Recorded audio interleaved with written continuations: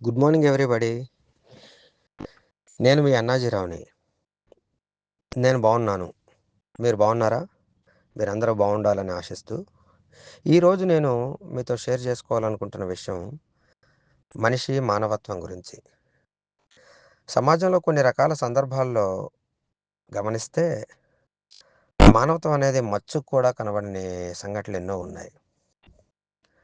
అలాంటి సందర్భాలు మనసును కదిలించినప్పుడు గుండె లోతుల్లోంచి వచ్చిన కొన్ని పదాలే మీతో ఈరోజు నేను షేర్ చేసుకోవాలనుకుంటున్నాను.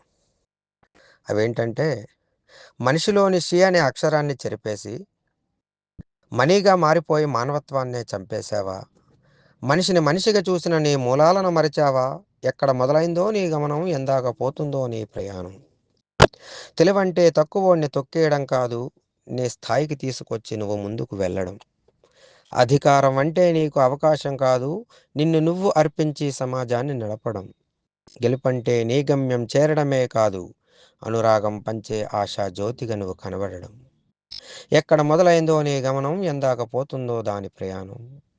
తెంచుకుంటూ పోతే మిగిలేను కొన్నే, పంచుకుంటూ పోతే పొందేవు అన్నీ. ఉన్నప్పుడే విడిచిపెట్టు మత్తు నిద్ర, తరువాత ఈ ప్రపంచానికి నువ్వొక ముద్ర.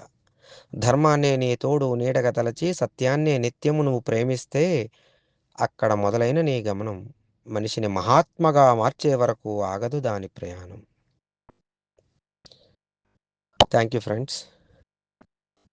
నా ఈ మాటలు మీకు నచ్చినట్లయితే లైక్ చేసి కామెంట్ చేయండి. నచ్చినా నచ్చకపోయినా, నచ్చకపోతే ఎందుకు నచ్చలేదో కూడా కామెంట్ చేయండి. Thank you.